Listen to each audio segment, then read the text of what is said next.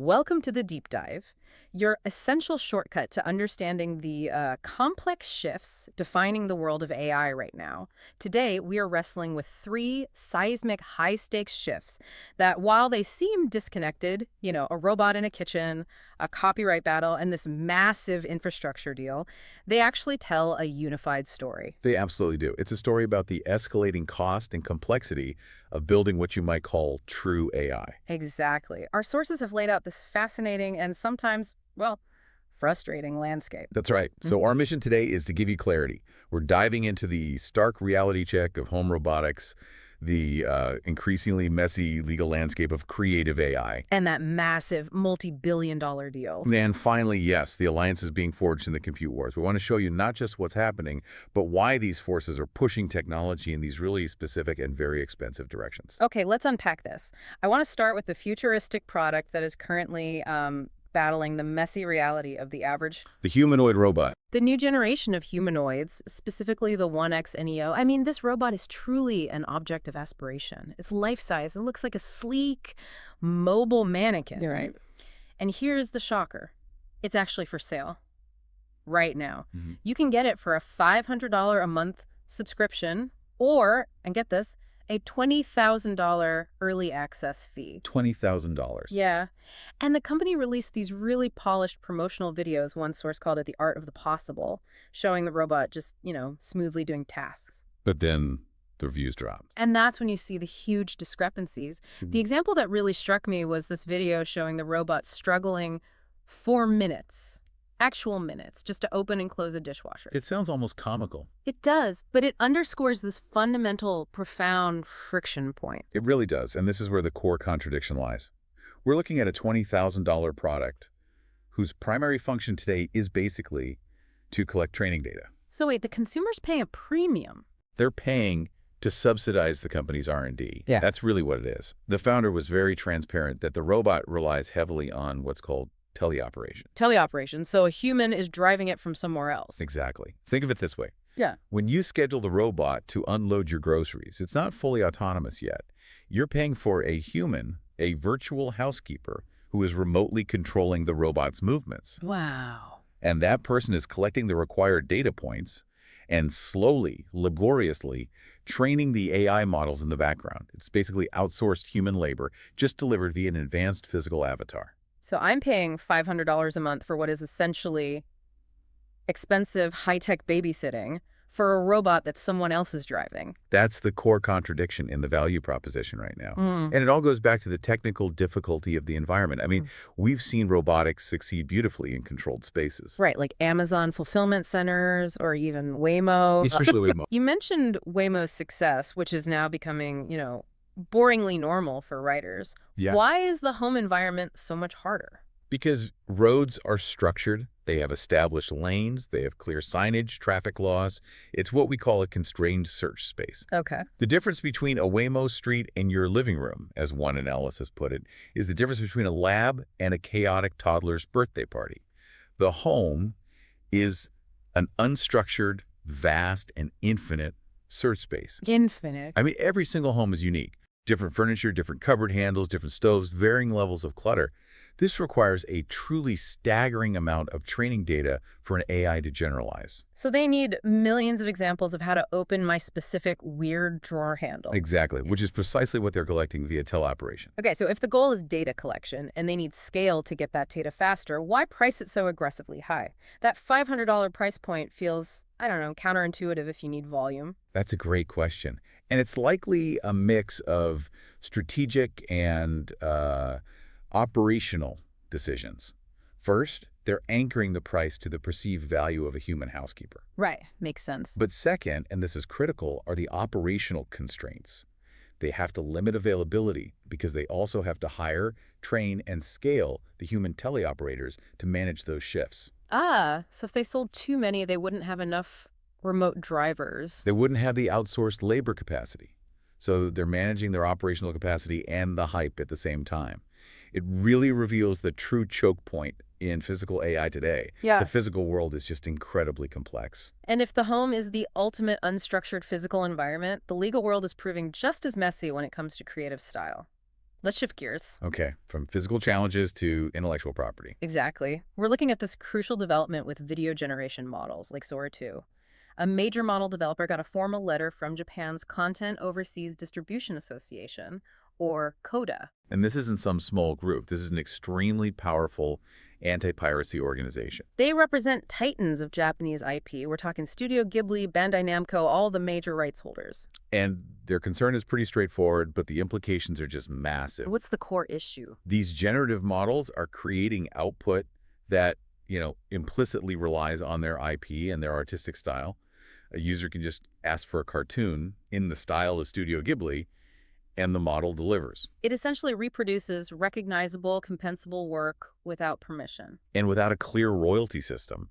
For the model providers, this raises huge, difficult questions. Do they have to completely overhaul their data tagging? Do they need to build some form of revenue share system? It's unbelievably complicated to implement. I can't even imagine the technical lift for that. It's incredibly complex. Yeah. And this legal challenge is already pushing the industry toward, well, an alternative solution. Synthetic data. Training models on data generated by other AIs. Right. But this introduces a profound problem that the source is called ownership inception. Okay, break that down for us. Ownership inception. It's basically IP eating itself.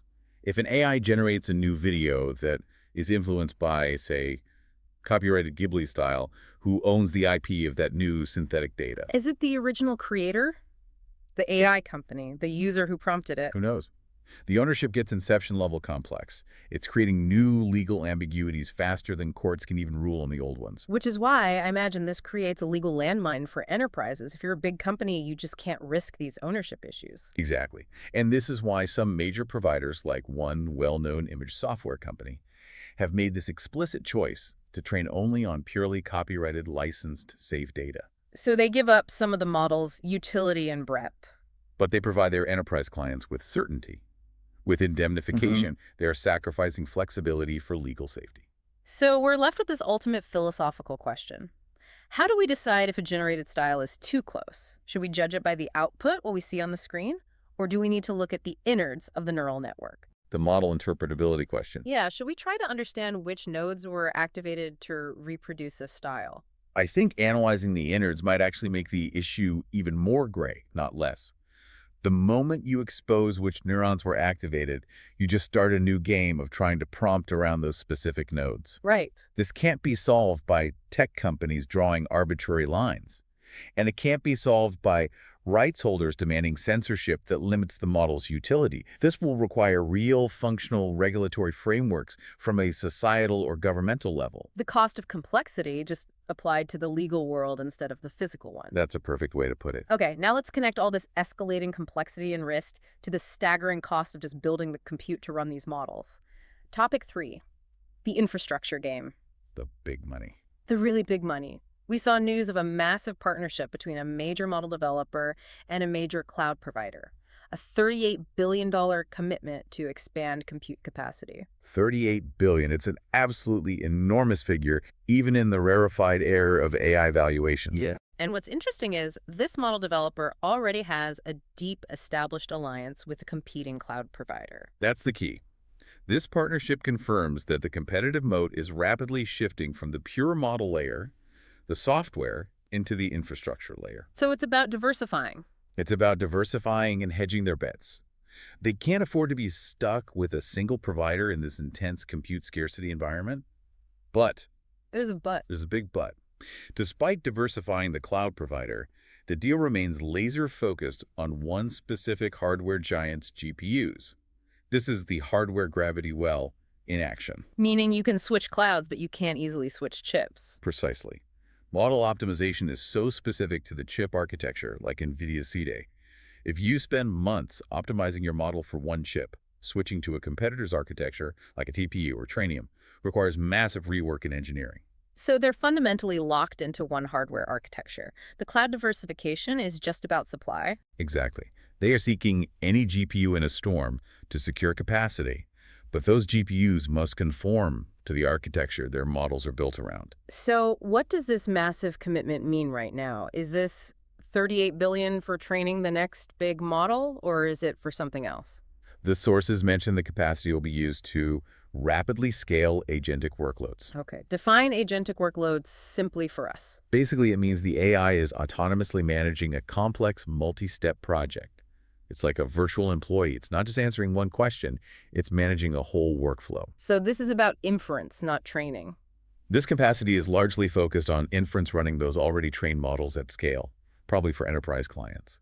It's likely scaling up the OpenAI for business play, where many enterprise clients are already on that specific cloud provider, and they need immediate guaranteed capacity for these agentic tasks. So it's securing power to satisfy immediate business demand. Precisely.